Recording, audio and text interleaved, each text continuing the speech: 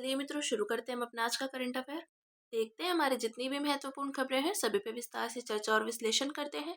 हमारी पहली न्यूज़ है, विश्व आर्थिक मंच ने चौथी औद्योगिक क्रांति नेटवर्क 2023-24 प्रभाव रिपोर्ट जारी की।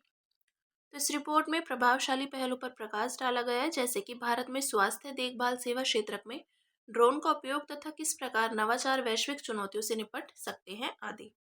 इस रिपोर्ट के मुख्य बिंदुओं पर एक नज़र डालते हैं। तो इस वर्ष अनुसंधान से संबंधित और प्रभाव डालने वाले 7 मुख्य विषयगत क्षेत्र हैं। पहला है आर्टिफिशियल इंटेलिजेंस के युग की शुरुआत, फिर कृषि, स्वास्थ्य और जैव प्रौद्योगिकी और एनर्जी ट्रांजिशन आदि। चौथी औद्योगिक क्रांति के प्रभाव, तो बेहतर परिवहन प्रणाली। सऊदी अरब में राष्ट्रीय परिवहन प्रणाली में ऑटोनोमस मोबिलिटी को एकीकृत करने से यातायात दुर्घटनाओं में कमी आई है, परिवहन की दक्षता में सुधार हुआ है और रोजगार भी उत्पन्न हुए हैं। वैकल्पिक प्रोटीन पहल, तो इसका उद्देश्य खाद्य सुरक्षा को बढ़ाने के लिए पादपों से प्राप्त प्रोटीन और लैब में विकसित प्रोटीन स्रोतों जैसे नवाचारों को प्रोत्साहित करना है। किसानों के जीवन में सुधार करना, तो तेलंगाना में सागु बागु पायलट प्रोग्राम में 7,000 मिर्च उत्पादक शामिल थे। इस प्रोग्राम ने दिखाया है कि कृषि प्रौद्योगिकी किसानों की आय में काफ़ी सुधार ला सकती है तथा कृषि के पर्यावरणीय प्रभाव को भी कम कर सकती है। औद्योगिक क्रांति 4.0 के लिए भारत द्वारा शुरू की गई पहलें, तो भारत के लिए AI 2030 पहल, इसे इलेक्ट्रॉनिक्स और सूचना प्रौद्योगिकी मंत्रालय ने शुरू किया है। कृषि नवाचार के लिए एक कृत्रिम बुद्धिमत्ता, इसे विश्व आर्थिक मंच और कृषि मंत्रालय की साझेदारी से शुरू किया गया है। National mission on interdisciplinary cyber physical system, तो इसे विज्ञान एवं प्रौद्योगिकी विभाग ने उभरते क्षेत्रों में स्टार्टअप्स, मानव संसाधन और कौशल को बढ़ाने के लिए शुरू किया है। ठीक है, एक बार ये देखते हैं 18वीं सदी का अंत। तो इसमें इंडस्ट्री 1.0 यानी मशीनीकरण, उत्पादन में मशीनों का उपयोग शुरू हुआ, जल और भाप की शक्ति से उत्पादन क्षमता एवं उत्पादकता बढ़ी, मैनुअल काम की जगह मशीनों ने ले ली।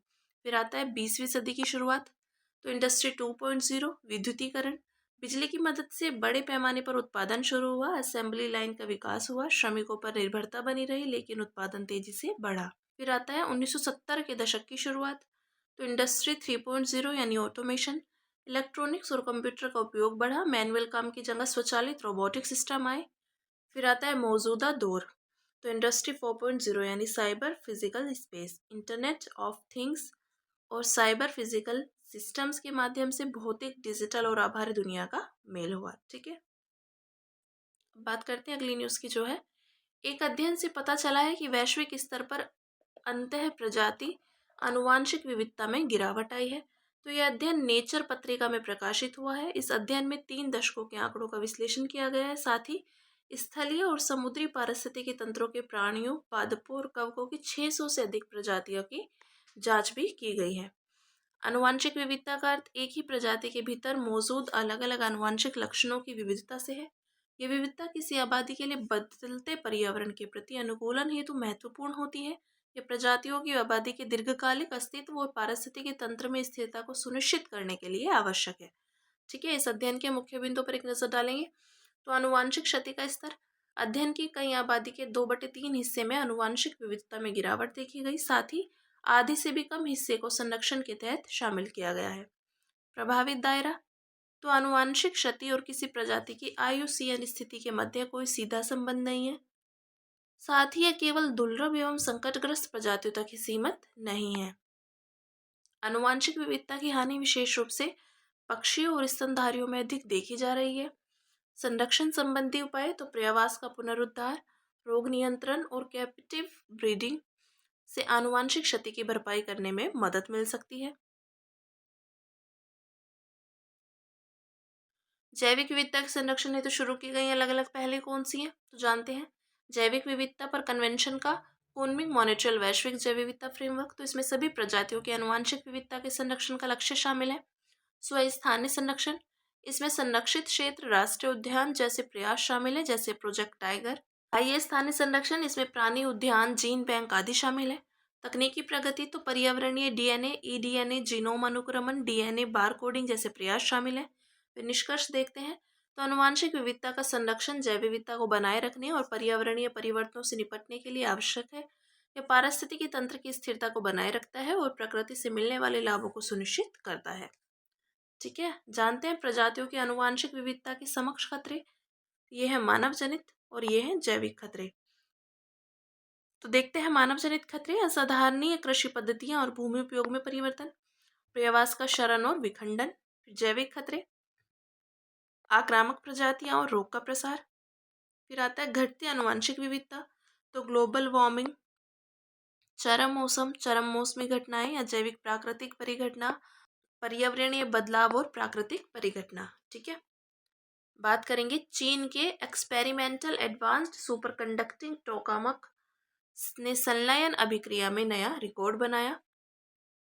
तो EAST को चीन ने कृत्रिम सूर्य के रूप में भी जाना जाता है। इसे 1000+ सेकंड के लिए steady state high confinement plasma operation को बनाए रखा, जिसके बाद यह 100 मिलियन डिग्री सेल्सियस तापमान तक पहुंच गया। टोकामक एक ऐसी मशीन है जो संलयन की ऊर्जा का उपयोग करने के लिए चुंबकीय क्षेत्र का उपयोग करके प्लाज्मा को डोनट के आकार में सीमित कर देती है। इस उपलब्धि का महत्व जानते हैं तो यह संलग्न आधारित परमाणु रिएक्टर्स की ओर एक कदम है। ये रिएक्टर्स पवन और आदि स्वच्छ ऊर्जा के अन्य स्रोतों के विकल्प के रूप में कार्य कर सकते हैं। इससे विश्व ऊर्जा संकट और जलवायु परिवर्तन की समस्या का समाधान किया जा सकता है। नाभिकीय संलयन के लाभ, तो उच्च ऊर्जा उत्पादन, ये किसी भी अन्य स्रोत की तुलना में अधिक मात्रा में ऊर्जा उत्पन्न करता है। प्रचुर मात्रा में और किफायती ईंधन, इसमें सस्ते इनपुट सामग्रियों का उपयोग किया जाता है जो लगभग असीमित मात्रा में उपलब्ध है। उदाहरण के लिए ड्यूटेरियम, ट्रिटियम, हाइड्रोजन, लिथियम आदि। पर्यावरण के अनुकूल, इससे शून्य उत्सर्जन होता है और यह ग्रीन हाउस गैस उत्सर्जन या ग्लोबल वार्मिंग में योगदान नहीं देता है। सुरक्षित और स्वच्छ प्रक्रिया, तो संलयन रिएक्टर हीलियम नामक अक्रिय गैस का उत्पादन करते हैं। वे ट्रिटियम नामक रेडियोधर्मी पदार्थ का उत्पादन और पुनर्चक्रण भी करते हैं, जिसकी हाफ लाइफ छोटी होती है। नतीजतन संलयन से लंबे समय तक रहने वाले रेडियोधर्मी परमाणु अपशिष्ट उत्पन्न नहीं होता है। ठीक है, नाभिकीय संलयन में चुनौतियां, तो अत्यधिक तापमान की आवश्यकता। संलयन के लिए करोड़ों डिग्री सेल्सियस तापमान की आवश्यकता होती है, जो सूर्य के कोर से भी अधिक है। प्लाज्मा नियंत्रण, ऐसे उच्च तापमान पर पदार्थ केवल प्लाज्मा अवस्था में ही मौजूद रहता है। ऊर्जा प्राप्ति के लिए प्लाज्मा को स्थिर रखना मुश्किल होता है। प्लाज्मा अवस्था में परमाणु धनात्मक और ऋणात्मक आवेशित कणों में विभाजित हो जाते हैं। फिर आता है मैग्नेटिक कन्फाइनमेंट, तो प्लाज्मा को रिएक्टर की दीवारों के संपर्क से बचाने के लिए मजबूत चुंबकीय क्षेत्र का उपयोग करके एक अलग स्थान में रखना होता है। नाभिकीय संलयन और विखंडन, तो नाभिकीय संलयन वह प्रक्रिया है जिसमें दो हल्के परमाणु नाभिक आपस में मिलकर एक भारी परमाणु नाभिक का निर्माण करते हैं। इसके परिणाम स्वरूप बड़ी मात्रा में ऊर्जा उत्पन्न होती है। नाभिकीय विखंडन एक भारी तत्व को खंडों में विभाजित करता है, इससे अत्यधिक ऊर्जा मुक्त होती है। नाभिकीय विखंडन की तुलना में नाभिकीय संलयन से अधिक ऊर्जा उत्पन्न होती है। ठीक है, अब बात करेंगे सुप्रीम कोर्ट ने पलार नदी में चर्म शोधनशालाओं से अनुपचारित अपशिष्ट के बहाव को रोकने के लिए निर्देश जारी किए। तो ये निर्देश वेल्लोर सिटीजन्स वेलफेयर फोरम बनाम भारत संघ 1996 मामले में दिए गए निर्णय के अनुसार जारी किए गए हैं। इस निर्णय में सुप्रीम कोर्ट ने एहतियाती सिद्धांत और प्रदूषक द्वारा भुगतान सिद्धांत को सतत विकास के अनिवार्य घटक बताया है।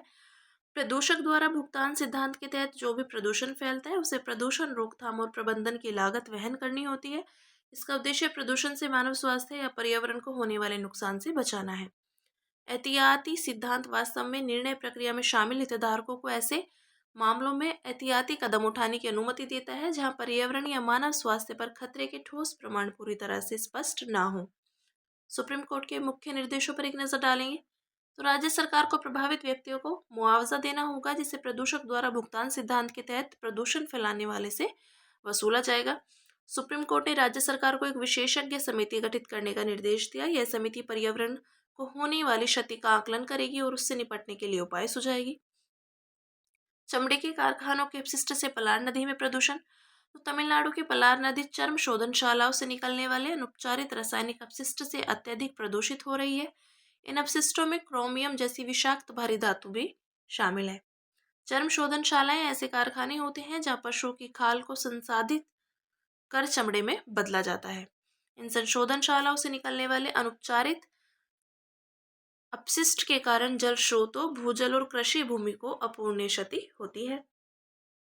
फिर देखते हैं पर्यावरण संबंधी मुद्दों के संवैधानिकरण पर सुप्रीम कोर्ट के मुख्य निर्णय। Rural litigation and entitlement centre बनाम राज्य 1988, इस निर्णय में स्वस्थ पर्यावरण में जीने के अधिकार को संविधान के अनुच्छेद 21 का भाग माना गया था।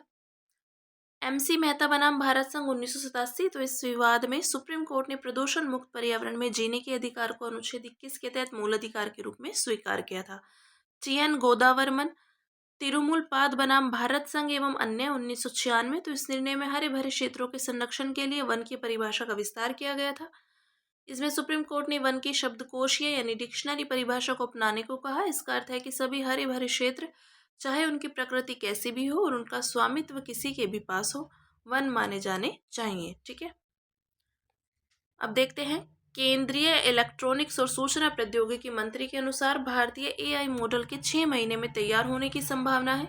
तो उन्होंने इंडिया AI मिशन के तहत प्रस्तावों के लिए आह्वान भी किया है। इसमें भारतीय डेटा सेट का उपयोग करके स्वदेशी फाउंडेशनल AI मॉड्यूल के विकास से सहयोग करने के लिए स्टार्टअप्स, शोधकर्ताओं और उद्यमियों को आमंत्रित किया गया है। भारतीय AI मॉडल की विशेषताएं जानते हैं। तो ग्राफिक्स प्रोसेसिंग यूनिट शुरुआत में इसे 10,000 GPUs के साथ लॉन्च किया जाएगा। इसे आगे बढ़ाकर 18,693 GPUs करने की योजना है। GPU एक विशेष प्रकार का प्रोसेसर है जो एक साथ कई डेटा का प्रोसेस कर सकता है। इससे भी मशीन लर्निंग, वीडियो एडिटिंग आदि के लिए उपयोग हो जाते हैं। लागत प्रभावी। तो 40% सरकारी सब्सिडी के बाद भारत के AI मॉडल कंप्यूटेशन की लागत ₹100 प्रति घंटा से भी कम होगी। वर्तमान में वैश्विक मॉडल कंप्यूटेशन की लागत $2.5 से $3 प्रति घंटा है। बहुआयामी उपयोग। तो स्वास्थ्य सेवा, शिक्षा, कृषि, जलवायु और शासन व्यवस्था जैसे क्षेत्रों में स्केलेबल एवं प्रभावशाली AI समाधान बनाया जा सकता है। फिर स्वदेशी AI मॉडल्स की आवश्यकता क्यों है? तो नवाचार और अनुसंधान को बढ़ावा देना, वैश्विक मानकों को प्राप्त करने और भारत के संदर्भ में विशिष्ट चुनौतियों से निपटने हुए अवसरों का लाभ उठाने के लिए स्वदेशी AI मॉडल्स जरूरी हैं। नैतिक AI पर ध्यान केंद्रित करना। तो नैतिक AI पद्धतियों को प्राथमिकता देने, समावेशिता व निष्पक्षता सुनिश्चित करने और पूर्वाग्रहों के उन्मूलन पर ध्यान केंद्रित करने तथा देश की सांस्कृतिक व सामाजिक विविधता को ध्यान में रखते हुए पूर्वाग्रहों से निपटने के लिए आवश्यक है। डिजिटल संप्रभुता को मजबूत करना। तो अपने डिजिटल अवसंरचना को नियंत्रित करने की राष्ट्र की क्षमता को बढ़ाने के लिए स्वदेशी AI मॉडल जरूरी हो जाते हैं। साथ ही डेटा से लेकर हार्डवेयर और सॉफ्टवेयर तक संपूर्ण AI आपूर्ति श्रृंखला पर नियंत्रण करने के लिए भी आवश्यक हो जाते हैं। सुरक्षा और डेटा संरक्षण। तो AI पूर्वाग्रहों को कम करने, व्याख्यात्मक AI फ्रेमवर्क और AI निस्ता रणनीतियों सहित सुरक्षा पहले सुनिश्चित करने आदि के लिए स्वदेशी AI मॉडल्स की आवश्यकता है। स्वदेशी AI मॉडल्स विकसित करने की भारतीय पहले। तो India AI mission AI innovation ecosystem को मजबूत करना। इंडिया AI मिशन के सेफ एंड ट्रस्टेड पिलर के तहत इंडिया AI सुरक्षा संस्थान, तो AI से संबंधित जोखिमों और सुरक्षा चुनौतियों का समाधान करना। इंडिया AI इनोवेशन सेंटर, तो लार्ज मल्टीमोडल मॉडल्स और डोमेन विशिष्ट आधारभूत मॉडल्स विकसित करना एवं उपयोग में लेना। अब बात करते हैं अन्य सुर्खियों की, जिसमें पहली न्यूज़ है संयुक्त राष्ट्र शांति स्थापना यानी ब्लू हेलमेट। भारत में संयुक्त राष्ट्र रेजिडेंट कोऑर्डिनेटर ने वैश्विक खतरों से निपटने में ब्लू हेलमेट्स को और अधिक प्रभावी बनाने हेतु स्थानीय साझेदारियों के निर्माण के महत्व को रेखांकित किया। ब्लू हेलमेट्स वास्तव में उन संयुक्त राष्ट्र शांति रक्षक सैनिकों को कहा जाता है जो विश्व भर में शांति स्थापना मिशनों के दौरान नीले रंग के हेलमेट पहनते हैं। इनके विषय में जानते हैं। तो संयुक्त राष्ट्र ने 1948 में पश्चिम एशिया में युद्ध विराम समझौते की निगरानी के लिए पहली बार सैन्य पर्यवेक्षकों को तैनात किया था। तैनाती की प्रक्रिया। तो संयुक्त राष्ट्र सुरक्षा परिषद किसी संकल्प को पारित कर शांति रक्षक सैनिकों की तैनाती का निर्णय लेती है। इसके बजट और संसाधन उपयोग पर संयुक्त राष्ट्र महासभा की मंजूरी लेनी होती है। शांति स्थापना के सिद्धांत निम्नलिखित पर आधारित है। तो संबंधित पक्षों की सहमति, निष्पक्षता, बल प्रयोग नहीं करना आदि। संयुक्त राष्ट्र शांति अभियान विभाग, तो संयुक्त राष्ट्र के शांति स्थापना अभियानों को राजनीतिक और कार्यकारी दिशा निर्देश प्रदान करता है। नेक्स्ट है कारा सागर। तो हाल ही में एक रूसी परमाणु ऊर्जा संचालित जहाज 50 लेटपोबेरी कारा सागर में एक मालवाहक जहाज से टकरा गया। यह रूस के साइबेरिया के उत्तर में स्थित है तथा आर्कटिक महासागर का एक उथला सीमांत सागर है। इसका निर्माण पिछले हिमयुग में ग्लेशियरों को पिघलने के कारण हुआ था। इसके पश्चिम में बेरेंट सागर और पूर्व में लाप्टेव सागर स्थित है। इसे दुनिया के सबसे ठंडे समुद्रों में से एक माना जाता है। कारा सागर में गिरने वाली नदियां कारा, ओब, पायसीना, येनसी आदि। महत्वपूर्ण द्वीप हैं बेली, डिक्सन, कोमेनिये, ओलेनी और तैमीर द्वीप। फिर बात करते हैं अगली न्यूज़ की, जो है तदर्थ न्यायाधीश। तो सुप्रीम कोर्ट ने तदर्थ न्यायाधीशों की नियुक्ति से संबंधित एक शर्त को संशोधित किया था। ये शर्तें लोक प्रहरी बनाम भारत संघ मामले में निर्धारित की गई थी। लोक प्रहरी बनाम भारत संघ मामले में निर्देश दिया गया था कि तदर्थ न्यायाधीशों की नियुक्ति तभी की जा सकती है जब किसी हाई कोर्ट में न्यायिक रिक्तियां स्वीकृत पदों के 20% से अधिक हो जाए। वर्तमान स्थिति, तो अब सुप्रीम कोर्ट ने निर्णय दिया कि प्रत्येक हाई कोर्ट में 2 से 5 तदर्थ न्यायाधीशों की नियुक्ति की जा सकती है, बशर्ते न्यायाधीशों की संख्या संबंधित हाई कोर्ट में न्यायाधीशों की स्वीकृत संख्या के 10% से अधिक नहीं होनी चाहिए। नाविक सागर परिक्रमा सेकंड, तो हाल ही में नाविक सागर परिक्रमा सेकंड के अंतर्गत INSV तारिणी पॉइंट नीमो से सफलतापूर्वक गुजरी। पॉइंट नीमो दक्षिणी प्रशांत महासागर में भूमि से सबसे दूरस्थ स्थान है। नाविक सागर परिक्रमा सेकंड के विषय में जानते हैं। यह भारतीय नौसेना की 2 महिला अधिकारियों द्वारा की जा रही एक महत्वाकांक्षी विश्व परिक्रमा है। भारतीय नौसेना के पोत तारिणी की सहायता से चलाए जा रहे हैं। इस अभियान का लक्ष्य 21,600 नॉटिकल माइल से अधिक की दूरी तय करना है। नाविक सागर परिक्रमा का पहला संस्करण 2018 में संपन्न हुआ था। ठीक है, फिर बात करेंगे डिजिटल भुगतान सूचकांक की। तो हाल ही में RBI ने भारतीय रिजर्व बैंक डिजिटल भुगतान सूचकांक जारी किया। इसके विषय में जानेंगे। तो उद्देश्य है भुगतान प्रणालियों के डिजिटलीकरण के विस्तार का पता लगाना और ऑनलाइन लेन देन को अपनाने के स्तर को मापना। जारी किए जाने की अवधि, तो वर्ष में 2 बार, मार्च और सितंबर में। आधार अवधि, तो बेस पीरियड मार्च 2018 है। मापन हेतु मानदंड, तो भुगतान को सक्षम करने वाले कारक, भुगतान अवसंरचना यानी आपूर्ति पक्ष कारक, भुगतान प्रणाली का प्रदर्शन और उपभोक्ता को केंद्र में रखना। ठीक है, नेक्स्ट है बाजार अवसंरचना संस्थान। तो हाल ही में SEBI ने बाजार अवसंरचना संस्थानों की वैधानिक समितियों के कार्य निष्पादन के मूल्यांकन के लिए दिशा निर्देश जारी किए। इन दिशा निर्देशों के तहत MIIS को अपने प्रदर्शन और अपनी वैधानिक समितियों के कामकाज का मूल्यांकन करने के लिए एक स्वतंत्र बाहरी एजेंसी की नियुक्ति करनी होगी। यह मूल्यांकन प्रत्येक 3 वर्ष में एक बार किया जाना आवश्यक है। इनके विषय में जानेंगे। ये ऐसे संगठन है जो प्रतिभूतियों के व्यापार के लिए अवसंरचना प्रदान करते हैं। ये SEBI द्वारा विनियमित होते हैं। इनमें स्टॉक एक्सचेंज, डिपॉजिटरी और क्लियरिंग कॉरपोरेशन आदि शामिल है। उद्देश्य है व्यापार को सक्षम बनाना, निवेशक होल्डिंग को सुरक्षित करना, लेन देन निपटान आदि। फिर नेक्स्ट है टाइफून मिड रेंज मिसाइल प्रणाली। तो फिलीपींस ने कहा है कि यदि चीन दक्षिण चीन सागर में अपनी आक्रामक गतिविधियां बंद करता है तो वह टाइफून मिड रेंज मिसाइल प्रणाली को हटाने के लिए तैयार है। टाइफून मिड रेंज वास्तव में अमेरिकी मिसाइल प्रणाली है। इसके विषय में जानेंगे। तो अमेरिकी आर्मी के strategic mid range fire system को टाइफून मिसाइल प्रणाली भी कहा जाता है। मिसाइलें, यह प्रणाली SM-6 मिसाइल और टॉम हॉक क्रूज मिसाइल दोनों को लॉन्च कर सकती है। स्टैंडर्ड मिसाइल 6 यानी SMX-6 या संयुक्त राज्य अमेरिका की लंबी दूरी की एंटी एयर वॉरफेयर मिसाइल है। उद्देश्य, यह प्रणाली लचीली है और इसे कहीं पर भी ले जाया जा सकता है। यह दुश्मन के हाई वैल्यू टारगेट्स को निष्क्रिय करने में सक्षम है। फिर नेक्स्ट है टेलीकॉम विवाद समाधान और अपील अधिकरण। तो TDSAT ने भारतीय दूरसंचार विनियामक प्राधिकरण द्वारा स्पैम कॉल और मैसेज पर नियंत्रण न कर पाने के कारण दूरसंचार कंपनियों पर लगाए गए जुर्माने पर रोक लगाने का आदेश दिया है। इसके विषय में देखेंगे। यह एक वैधानिक निकाय है। इसे भारतीय दूरसंचार विनियामक प्राधिकरण अधिनियम 1997 में वर्ष 2000 में किए गए संशोधनों के तहत स्थापित किया गया है। कार्य, इसके मुख्य कार्य निम्नलिखित हैं। तो दूरसंचार सेवा प्रदाताओं और उपभोक्ताओं के हितों की रक्षा करना, दूरसंचार से जुड़े विवादों का समाधान और अपीलों का निपटारा करना आदि। संरचना, इसमें एक अध्यक्ष और 2 सदस्य होते हैं। इन्हें केंद्र सरकार द्वारा नियुक्त किया जाता है। शक्तियां और क्षेत्राधिकार, तो दूरसंचार, प्रसारण और हवाई अड्डों के टैरिफ मामलों में मूल व अपीलीय क्षेत्राधिकार, साइबर मामलों में केवल अपीलीय क्षेत्राधिकार। यह प्राकृतिक न्याय के सिद्धांतों द्वारा निर्देशित होता है। इसे अपनी प्रक्रियाओं को स्वयं विनियमित करने की शक्ति प्रदान की गई। अंत में बात करेंगे सुर्खियों में रहे स्थल की, जो है राजधानी क्रोनार की। तो गिनी में ह्यूमन अफ्रीकन ट्रिपेनोसोमियासिस के एम्बियंस रूप को सफलतापूर्वक समाप्त कर दिया है। इसे स्लीपिंग सिकनेस के रूप में जाना जाता है। भौगोलिक अवस्थिति जानते हैं। तो गिनी पश्चिमी अफ्रीका का एक देश है। यह अटलांटिक तट पर स्थित है। सीमाएं, इसके उत्तर पश्चिम में गिनी बिसाऊ, उत्तर में सेनेगल, उत्तर पूर्व में माली, दक्षिण पूर्व में कोटे डी आइवर तथा दक्षिण में लाइबेरिया व सिएरा लियोन स्थित है। भौगोलिक विशेषताएं, जलवायु है उष्णकटिबंधीय जलवायु, पर्वत श्रृंखलाएं निम्बा, लोमा, फोटा, जेलोन आदि। प्रमुख नदियां नाइजर, गाम्बिया, बाफिंग बोकाई आदि। उच्चतम शिखर है माउंट निब्बा। ठीक है, ये बात की हमने गिनी गणराज्य की। तो हमारी आज की जितनी भी महत्वपूर्ण खबरें थी, हमने सभी पे विस्तार से चर्चा और विश्लेषण किया। अब इसी के साथ मिलते हैं कल अपनी नई खबरों के साथ।